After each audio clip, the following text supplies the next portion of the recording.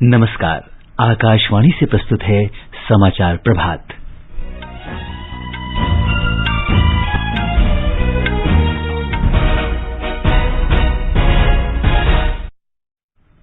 Corona virus की रोकथाम के लिए पूरे देश में 4 दिन का विशेष अभियान टीका उत्सव आज से। 85 दिन की रिकॉर्ड अवधि में कोविड वैक्सीन की 10 करोड़ खुराक देने वाला भारत दुनिया का सबसे तेज देश बना। केंद्र सरकार महाराष्ट्र को अगले कुछ दिनों में 1100 से अधिक वेंटिलेटर देगी। दिल्ली सरकार ने कोविड संक्रमण की रोकथाम के लिए नए दिशा निर्देश जारी किए। सार्वजनिक परिवहन और सिनेमा हॉल 50% क्षमता के साथ काम करेंगे। चुनाव आयोग ने पश्चिम बंगाल के हिंसाग्रस्त कूच बिहार जिले में राजनेताओं के प्रवेश पर 72 घंटे की रोक लगाई। जम्मू कश्मीर के शोपिया जिले में सुरक्षा बलों के साथ मुठभेड़ में 3 आतंकवादी मारे गए। भारत ने श्रीलंका के साथ एयर बबल समझौते को अंतिम रूप दिया। FIH hockey pro league match में भारत ने ओलंपिक चैंपियन अर्जेंटीना को हराया। कुश्ती में भारत की अंशु मलिक और सोनम मलिक ने टोक्यो ओलंपिक के लिए क्वालीफाई किया। और IPL क्रिकेट में दिल्ली कैपिटल्स ने चेन्नई सुपर किंग्स को 7 विकेट से हराया।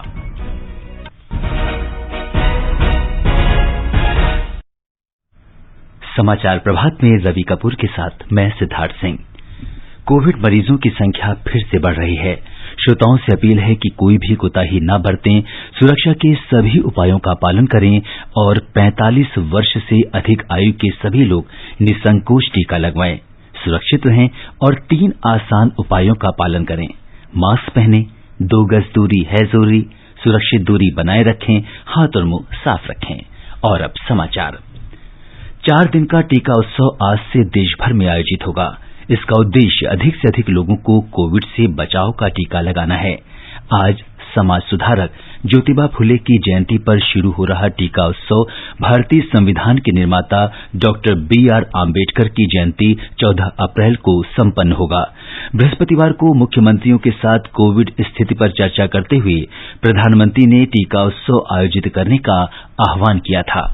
11 अप्रैल ज्योतिबा फुले जी की जन्म जयंती है और 14 अप्रैल बाबा साहब आम्बेडकर जी की जन्म जयंती। क्या हम 11 अप्रैल से 14 अप्रैल पूरे अपने राज्य में टीका उत्सव मना सकते हैं? एक पूरा वातावरण क्रिएट कर सकते हैं टीका उत्सव का। एक विशेष अभियान चलाकर हम ज्यादा से ज्यादा एलिजिबल लोगों को वैक्सीनेट करें, तय करें। हम टीका उत्सव में 0 वेस्टेज होगा। वो भी हमारी वैक्सीनेशन कैपेसिटी को बढ़ा देगा। हमारी वैक्सीनेशन कैपेसिटी का ऑप्टिमम यूटिलाइजेशन ये हम लोग करें। और इसके लिए यदि वैक्सीनेशन केंद्रों की संख्या बढ़ानी है तो उसको भी बढ़ाएं। पहले एक बार देखें कि हम 11 से 14 अप्रैल किस प्रकार से चीजों को मोबिलाइज कर सकते हैं। एक अचीवमेंट का सेटिस्फेक्शन मिलेगा। भारत सरकार को भी मैंने कहा हुआ है कि जितनी मात्रा में हम वैक्सीनेशन पहुंचा सकते हैं पहुंचाने का प्रयास करें। हमारा प्रयास यही होना चाहिए, इस टीका उत्सव में हम ज्यादा से ज्यादा लोगों को वैक्सीनेट करें और वो भी एलिजिबल वर्ग को। मैं देश के युवाओं से भी आग्रह करूंगा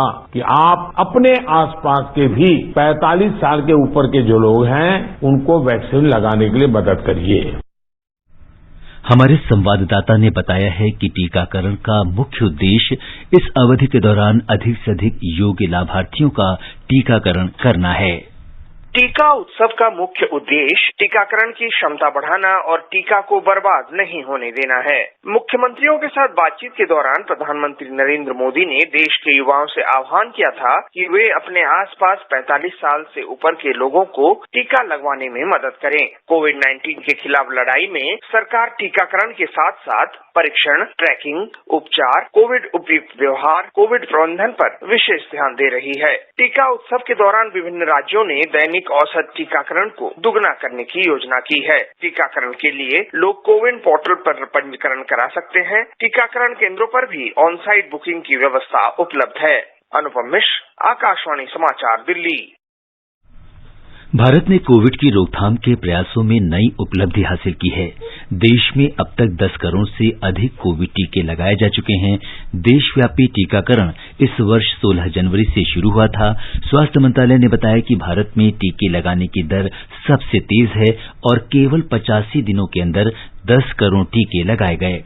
अमेरिका में 85 दिन की अवधि में 9 करोड़ 20 लाख टीके लगाए गए, जबकि चीन में इसी अवधि में 6 करोड़ 10 लाख वैक्सीन की खुराक दी गई। स्वास्थ्य मंत्रालय ने बताया कि ये पूरे समाज के सामूहिक सहयोग से संभव हुआ है। टीकाकरण अभियान की नियमित रूप से उच्च स्तर पर समीक्षा की जा रही है। लोगों का जीवन बचाने के लिए सरकार समन्वित उपाय कर रही है। टीकाकरण का दायरा 45 वर्ष से ऊपर के लोगों तक बढ़ाया गया है। दिल्ली सरकार ने सभी सामाजिक, राजनीतिक, खेलकूद, मनोरंजन, शैक्षिक, सांस्कृतिक, धार्मिक और त्योहार संबंधी आयोजनों पर 30 अप्रैल तक के लिए प्रतिबंध लगा दिया है। दिल्ली आपदा प्रबंधन प्राधिकरण के आदेश के अनुसार अंतिम संस्कार में अधिकतम 20 और विवाह समारोह में अधिकतम 50 लोगों को अनुमति दी जाएगी। रेस्तरां, बार, सिनेमा हॉल, थिएटर और मल्टीप्लेक्स भी केवल 50% क्षमता के साथ खुले रह सकेंगे। दिल्ली मेट्रो, डीटीसी और दूसरे राज्यों को जाने वाली बसें भी 50% क्षमता के अनुसार ही चलेंगी।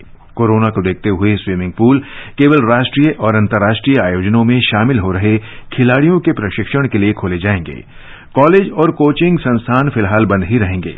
केवल 9वीं से 12वीं कक्षा तक के विद्यार्थियों को मध्यावधि परीक्षा, प्री बोर्ड परीक्षा और वार्षिक परीक्षा अथवा बोर्ड परीक्षा के सिलसिले में माता पिता की सहमति से विद्यालय बुलाया जा सकता है। प्राधिकरण के अनुसार महाराष्ट्र से दिल्ली आ रहे विमान यात्रियों को नेगेटिव आरटी-पीसीआर जांच रिपोर्ट लानी होगी, जो दिल्ली आगमन से अधिकतम 72 घंटे पहले की होनी चाहिए। दिल्ली के सभी सरकारी कार्यालयों, स्वायत्त निकायों, सार्वजनिक क्षेत्र के उपक्रमों, निगमों और स्थानीय निकायों में ग्रेड 1 तक के सभी अधिकारी कार्यालय आएंगे, जबकि उनसे नीचे के 50% तक कर्मचारियों को ही आवश्यकता के अनुसार बुलाया जाएगा। सूचना और प्रसारण मंत्री प्रकाश जावड़ेकर ने महाराष्ट्र सरकार को 3-4 दिन के भीतर 1121 वेंटिलेटर उपलब्ध कराने का आश्वासन दिया है। श्री जावड़ेकर ने कल राज्य के उप मुख्यमंत्री अजित पवार से पुणे में मुलाकात कर प्रदेश में कोरोना स्थिति की समीक्षा की। श्री जावड़ेकर ने बताया कि पुणे में मुख्य समस्या वेंटिलेटर की है। उन्होंने कहा कि केंद्र सरकार गुजरात से 700 और आंध्र प्रदेश से 421 वेंटिलेटर शीघ्र ही महाराष्ट्र सरकार को उपलब्ध कराएगी। उन्होंने ये भी कहा कि राष्ट्रीय स्वास्थ्य मिशन के तहत स्वास्थ्य कर्मियों की भर्ती के लिए भी केंद्र सरकार राज्य को धन उपलब्ध कराएगी, ताकि कोरोना रोगियों का पता लगाना, जांच करना और इलाज करना आसान हो। श्री जावड़ेकर ने कहा कि केंद्र सरकार ऑक्सीजन की आपूर्ति में भी सहयोग करेगी। उत्तर प्रदेश में 4 दिन के कोविड टीका उत्सव की सभी तैयारियां पूरी कर ली गई हैं। मुख्यमंत्री योगी आदित्यनाथ ने कल गोरखपुर में कोविड महामारी की स्थिति की समीक्षा के बाद टीका उत्सव के बारे में निर्देश दिए। उन्होंने गोरखपुर जिले में रात का कर्फ्यू लगाने का भी निर्देश दिया। राज्य के कई जिलों में रात का कर्फ्यू लागू है।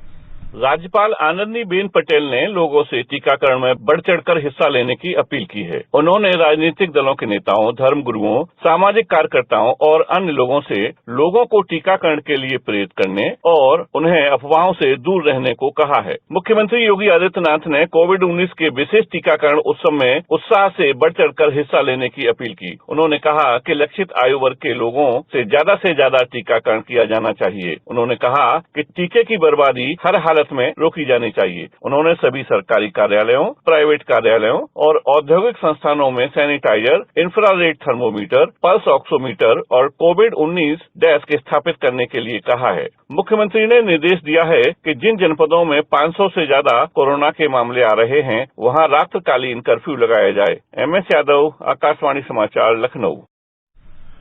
राजस्थान सरकार ने कोरोना संक्रमण को फैलने से रोकने के लिए जयपुर सहित 9 शहरों में रात 8 बजे से सुबह 6 बजे तक कर्फ्यू लगाने का निर्देश दिया है।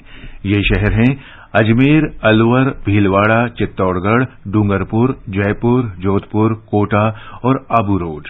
कर्फ्यू 30 अप्रैल तक लागू रहेगा।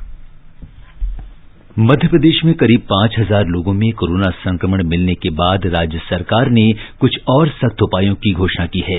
कल 4986 नए रोगियों का पता लगा। हमारे संवाददाता ने बताया है कि सर्वाधिक 912 संक्रमित व्यक्ति इंदौर के हैं। भोपाल में 736, जबलपुर में 369 और ग्वालियर में 323 लोग कोरोना से संक्रमित पाए गए।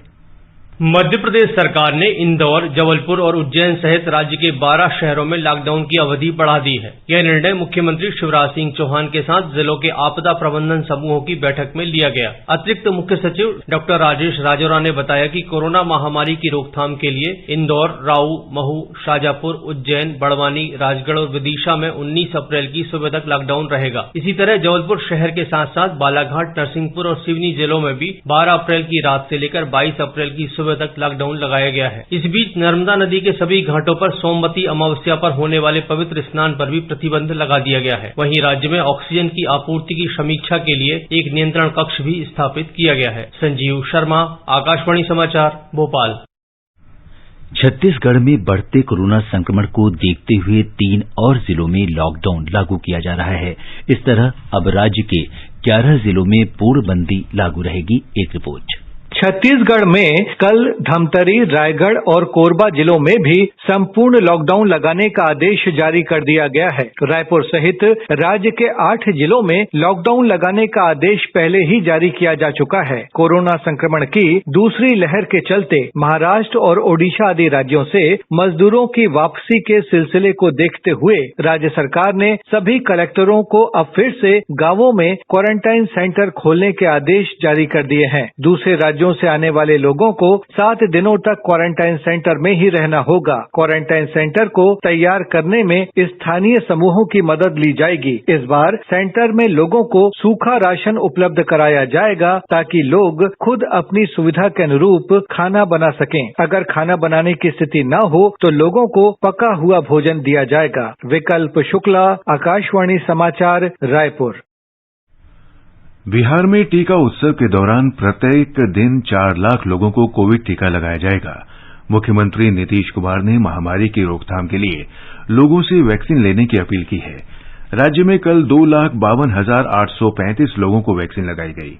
अब तक 46,83,143 लोगों को टीका लगाया जा चुका है। राज्य सरकार ने केंद्र से 30 लाख और वैक्सीन डोज की मांग की है। इस बीच बिहार में कल 3,469 लोगों में कोविड संक्रमण की पुष्टि हुई। राज्य में संक्रमण मुक्त होने की दर भी घट रही है और ये 95.13% हो गई है। अखिल भारतीय आयुर्विज्ञान संस्थान एम्स के डॉक्टर नीरज निश्चल ने आकाशवाणी से बातचीत में सभी पात्र लोगों को कोविड टीका लेने की अपील की है।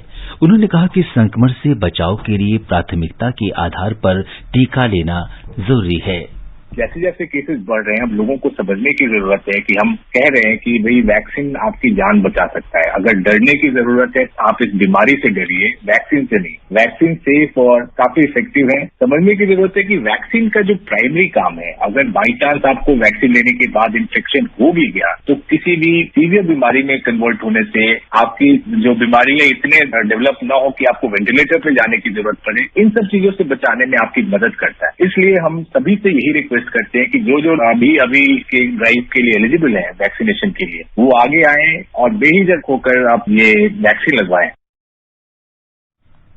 जाने माने फिल्म अभिनेता सचिन खेड़कर ने लोगों से कोविड टीका लेने की अपील की है। उन्होंने कहा कि लोगों को पूरे उत्साह से टीकाकरण कार्यक्रम में भाग लेना चाहिए।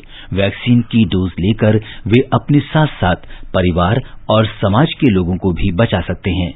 सचिन खेड़कर ने कहा कि पात्र लोगों को जल्द से जल्द कोविड टीका ले लेना चाहिए। हम सब जानते हैं कि कोरोना का फैलाव बहुत बढ़ चुका है और इसे रोकने के लिए हम मास्क लगाना, हाथ साफ करते रहना और एक दूसरे से सुरक्षित दूरी बनाए रखने की त्रिसूत्री का पालन कर रहे हैं। पर साथ ही में हमारे देश में कोरोना से बचाव के लिए टीकाकरण अभियान भी चल रहा है। हमें सरकार के इस अभियान में शामिल होना है। जो भी लोग टीका लेने के लिए पात्र हैं, उन्हें गुजारिश है कि आप अपने नजदीकी टीकाकरण केंद्र जाकर कोरोना से बचाव के लिए टीका जरूर लें। ये सुरक्षित है और इससे हम खुद को, हमारे परिवार को और हमारे देश की जनता को कोरोना से सुरक्षित कर सकते हैं। आज विश्व पार्किंसन दिवस है। इस दिवस का आयोजन पार्किंसन के बारे में लोगों को जागरूक करने के उद्देश्य से किया जाता है। पार्किंसन के कारण चलने फिरने की गति धीमी पड़ जाती है, मांसपेशियां सख्त हो जाती हैं और शरीर में कंपन की समस्या पैदा हो जाती है। दिल्ली में लेडी हार्डिंग मेडिकल कॉलेज के तंत्रिका विभाग के प्रमुख डॉक्टर राजेंद्र धमीजा ने आकाशवाणी को बताया कि इस समय दुनिया भर में 1 करोड़ से अधिक लोग पार्किंसन से ग्रस्त हैं और इसके इलाज के लिए कई दवाइयां उपलब्ध हैं। विश्व भर में 1 करोड़ से भी ज्यादा लोग पार्किंसन डिजीज से ग्रस्त हैं और भारत में भी इनकी संख्या निरंतर बढ़ रही है। पार्किंसन डिजीज मस्तिष्क की एक बीमारी है जिसमें डोपामिन की डेफिशिएंसी यानी कि कमी रहती है। इसकी वजह से शरीर में कंपन, शरीर में धीमापन या अकड़न हो सकती है। अब इस बीमारी का इलाज अच्छे से संभव है और अगर आपके वर्क प्लेस पे, आपके घर में, आपके पड़ोस में इस तरह के लक्षण का कोई मरीज है तो उसको न्यूरोलॉजिस्ट या एक मूवमेंट डिसऑर्डर स्पेशलिस्ट के पास लेकर जाएं और उसका उपचार कराएं। इस बीमारी से बचने के लिए मैं आपसे आग्रह करूंगा कि आप रेगुलर एक्सरसाइज करें और एक बैलेंस डाइट लें। ये समाचार आकाशवाणी से प्रसारित किए जा रहे हैं। खुजली झटपट दूर करे, जालिम लोशन, वही नाम वही काम, कुछ भी नहीं बदला। चर्म रोगों का दुश्मन जालिम लोशन। माँ कब आएगा? अभी आएगा। अरे बोलो ना माँ, कब आएगा? बोला ना, अभी आ जाएगा। ये ले, आ गया कुआं। अरे कुआं नहीं माँ, हमारे घर नल से जल कब आएगा?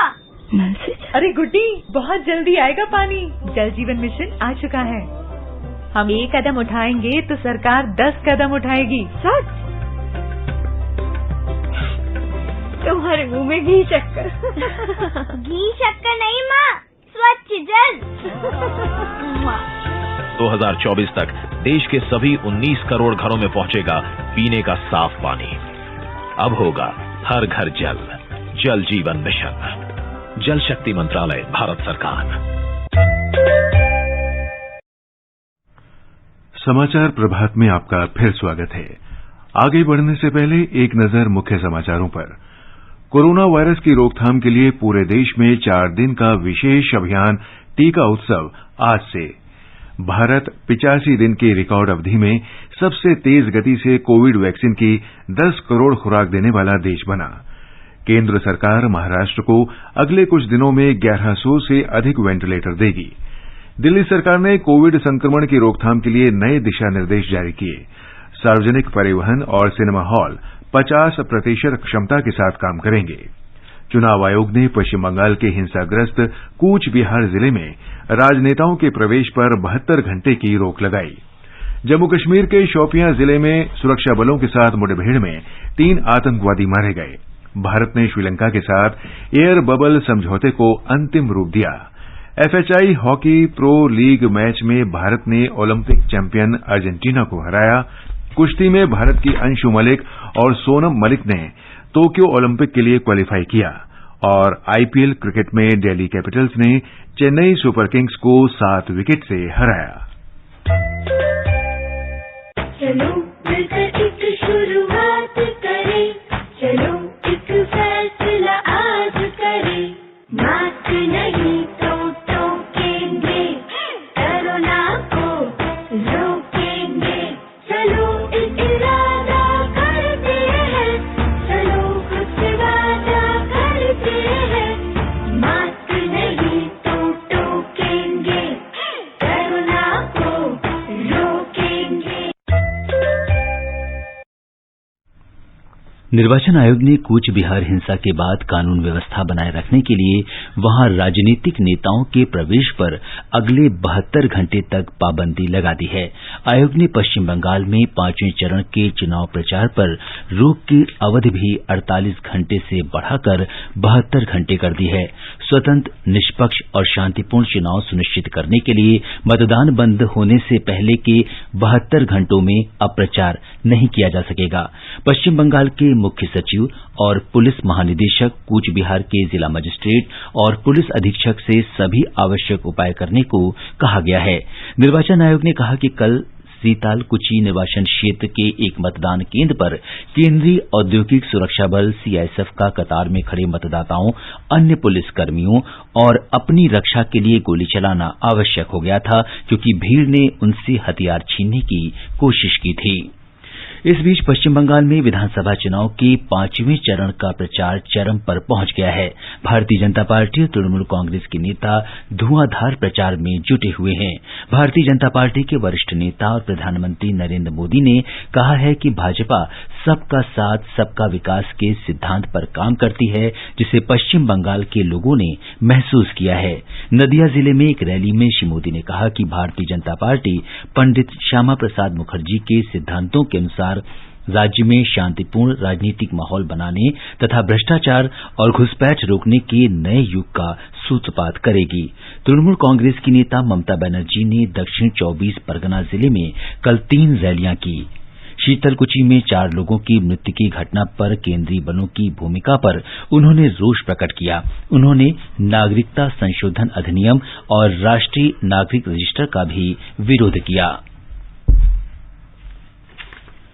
पश्चिम बंगाल विधानसभा चुनाव के चौथे चरण में कल शाम 5 बजे तक 76.16% मतदान रिकॉर्ड किया गया। निर्वाचन आयोग ने बताया है कि 44 निर्वाचन क्षेत्रों में 15,940 मतदान केंद्रों में कल वोट डाले गए। जम्मू कश्मीर के शोपियां जिले में सुरक्षा बलों के साथ मुठभेड़ में 3 आतंकवादी मारे गए। शोपियां के हादीपुरा गांव में हुई मुठभेड़ में एक आतंकवादी कल मारा गया था, जबकि 2 को आज मार गिराया गया। जम्मू कश्मीर के पुलिस महानिदेशक दिलबाग सिंह ने आकाशवाणी समाचार को बताया कि ये तीनों आतंकवादी आतंकी संगठन अल बदर गुट के थे। बीती रात 2 अलग अलग जगहों पर दहशतगर्दों के छुपे होने की खबर पुलिस और सुरक्षा बलों को मिली थी। एक बिजबिहाड़ा अनंतनाग में और दूसरा हट्टीपुरा शोपियां में। दोनों ही जगहों पे ऑपरेशन शुरू किए गए थे। रात को अंधेरे की वजह से ऑपरेशन सस्पेंड करना पड़ा और आज सुबह फिर से गोलाबारी जो रिज्यूम हो गई एक ऑपरेशन के अंदर, और उसमें एक दहशतगर्द तो रात को मारा जा चुका था शोपियां वाले में। बाकी बचे हुए 2 दहशतगर्द भी दिन को मारे गए। अभी तीनों के तीनों दहशतगर्द इस ऑपरेशन में खत्म हो चुके हैं और ऑपरेशन वाइंड अप किया जा रहा है। तीनों दहशतगर्द अल बदर आउटफिट जो आतंकियों का है उसके साथ संबंधित है। दूसरा ऑपरेशन इस वक्त बिजबिहाड़ा में जारी है। पर्यटन मंत्रालय श्रीनगर में पर्यटन को बढ़ावा देने के लिए आज से 3 दिन का व्यापक कार्यक्रम आयोजित करेगा। इसका मुख्य विषय जम्मू कश्मीर की पर्यटन क्षमता का फायदा उठाना है। केंद्र शासित प्रदेश जम्मू कश्मीर के उपराज्यपाल मनोज सिन्हा और केंद्रीय पर्यटन राज्य मंत्री प्रहलाद सिंह पटेल इस कार्यक्रम के उद्घाटन के अवसर पर प्रतिनिधियों को संबोधित करेंगे। नागर विमानन मंत्रालय ने श्रीलंका के साथ एयर बबल समझौते को अंतिम रूप दे दिया है। इससे जल्द ही सभी पात्र यात्री दोनों देशों की यात्रा कर सकेंगे।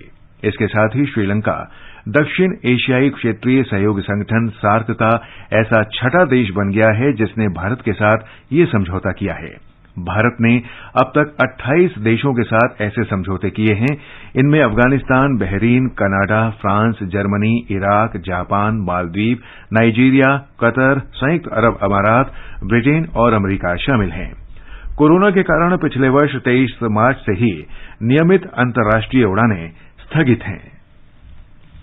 प्रधानमंत्री नरेंद्र मोदी ने महात्मा ज्योतिबा फुले को आज उनकी जयंती पर श्रद्धांजलि अर्पित की है। महात्मा फुले को महान परोपकारी, विचारक, दार्शनिक और लेखक बताते हुए श्री मोदी ने कहा कि ज्योतिबा जीवन पर्यंत महिलाओं की शिक्षा और सशक्तिकरण के लिए प्रतिबद्ध रहे। श्री मोदी ने कहा कि सामाजिक सुधारों के प्रति महात्मा फुले का समर्पण और प्रतिबद्धता आने वाली पीढ़ियों को प्रेरित करती रहेंगी। सूचना और प्रसारण मंत्री प्रकाश जावड़ेकर ने भी समाज सेवी ज्योतिबा फुले को उनकी जयंती पर श्रद्धांजलि अर्पित करते हुए कहा कि देश में महिलाओं के लिए पहला स्कूल खोलने का श्रेय महात्मा फुले को जाता है। उन्होंने भारतीय समाज में जातिगत भेदभाव समाप्त करने में भी उनके महत्वपूर्ण योगदान को याद किया। राष्ट्रपति रामनाथ कोविंद और प्रधानमंत्री नरेंद्र मोदी ने उत्तर प्रदेश के इटावा में हुई सड़क दुर्घटना में लोगों के मारे जाने पर दुख व्यक्त किया है।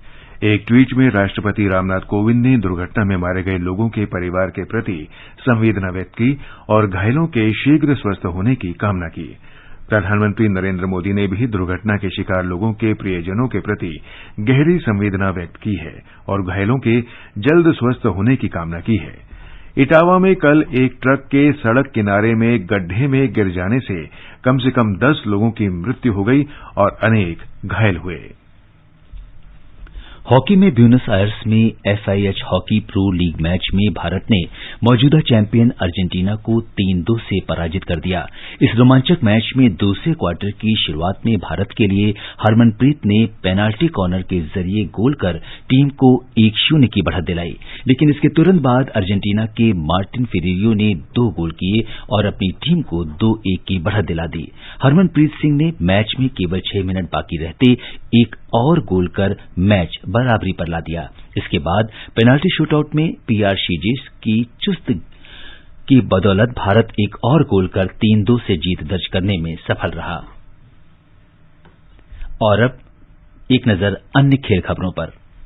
एशियाई कुश्ती ओलंपिक क्वालीफायर में कल दूसरे दिन महिला कुश्ती में भारत की अंशु मलिक ने 57 किलोग्राम और सोनम मलिक ने 62 किलोग्राम श्रेणी में रजत पदक जीतकर टोक्यो ओलंपिक में अपनी जगह पक्की कर ली। सोनम की इस जीत से साक्षी मलिक के रियो गेम्स में पहुंचने की संभावना समाप्त हो गई है। विनेश फोगाट 53 किलोग्राम में पहले ही टोक्यो ओलंपिक के लिए क्वालीफाई कर चुकी हैं। उधर खेल मंत्री किरण रिजिजू ने कल श्रीनगर में नौकायन केंद्र का उद्घाटन किया। ये खेलो इंडिया उत्कृष्टता प्रशिक्षण केंद्र डल झील में स्थित है। इस केंद्र को 16 नई नौकाओं सहित आधुनिक सुविधाओं और उपकरणों से सुसज्जित किया गया है। 50 नियमित एथलीट वाले इस केंद्र के लिए 4 कॉक्स रहित नौकाएं भी खरीदी गई हैं। टेनिस में 16 और 17 अप्रैल को होने वाले वाइली जीन किंग कप प्रतियोगिता के लिए भारतीय महिला टीम की 3 सदस्य अपने कोच विशाल उप्पल के साथ लातविया की राजधानी रीगा पहुंची। ये पहली बार है जब इस खेल में भारतीय महिला टीम ने विश्व ग्रुप प्लेऑफ में अपनी जगह बनाई है। सानिया मिर्जा और अंकिता रैना भी टेनिस टीम में शामिल होंगी। IPL 2020 क्रिकेट में कल रात मुंबई में एक रोमांचक मुकाबले में दिल्ली कैपिटल्स ने चेन्नई सुपर किंग्स को 7 विकेट से हराया। दिल्ली कैपिटल्स ने जीत के लिए 189 रन का लक्ष्य केवल 3 विकेट खोकर और 8 गेंद शेष रहते ही हासिल कर लिया। दिल्ली कैपिटल्स की ओर से शिखर धवन ने 85 और पृथ्वी शॉ ने 72 रन बनाए। इससे पहले चेन्नई सुपर किंग्स ने टॉस हारने के बाद पहले बल्लेबाजी करते हुए सुरेश रैना के 54 रन की बदौलत 7 विकेट पर 188 रन बनाए। दिल्ली कैपिटल्स के लिए क्रिस वोक्स और आवेश खान ने 2-2 विकेट लिए। शिखर धवन को प्लेयर ऑफ द मैच चुना गया। आज इस प्रतियोगिता में चेन्नई में सनराइजर्स हैदराबाद का मुकाबला कोलकाता नाइट राइडर्स से होगा। खेल डेस्क।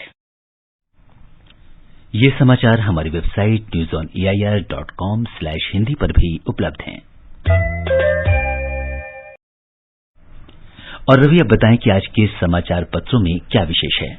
सिद्धार्थ, पश्चिम बंगाल में विधानसभा चुनाव के चौथे चरण के मतदान की खबर को लगभग सभी अखबारों ने अपनी सुर्खी बनाया है।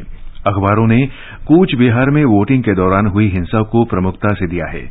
दैनिक जागरण ने इस खबर को अपनी सुर्खी बनाते हुए लिखा है, चुनावी हिंसा के बाद आयोग का चाबुक। राजनीतिक दलों को मतदान के 72 घंटे के पहले चुनाव प्रचार बंद करने का निर्देश। पहले ये अवधि 48 घंटे थी। अमर उजाला के शब्द हैं, बंगाल चुनाव के चौथे चरण में हिंसा, कूच बिहार में नेताओं के प्रवेश पर 72 घंटे रोक।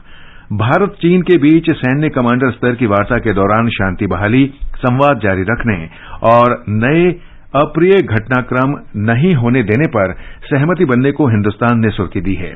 पूर्वी लद्दाख में सैन्य वापसी पर भारत और चीन सहमत।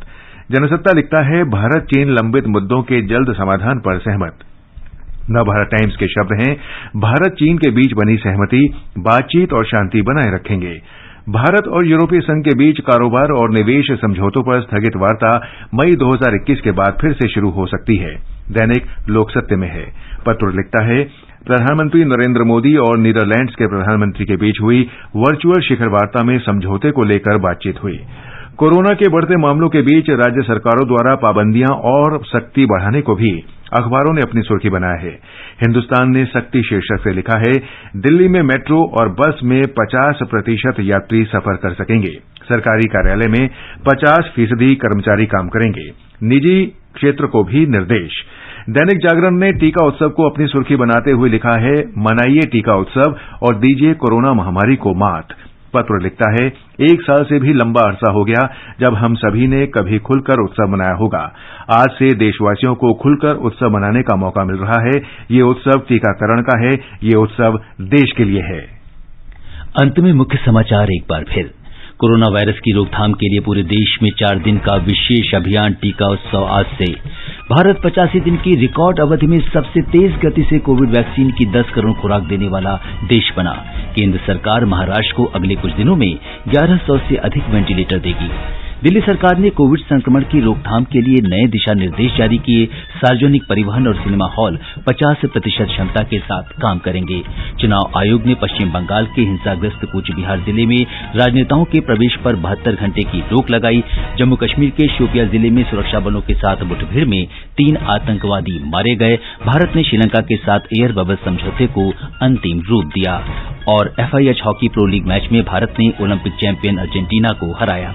इसके साथ ही समाचार प्रभात का ये अंक समाप्त हुआ। नमस्कार।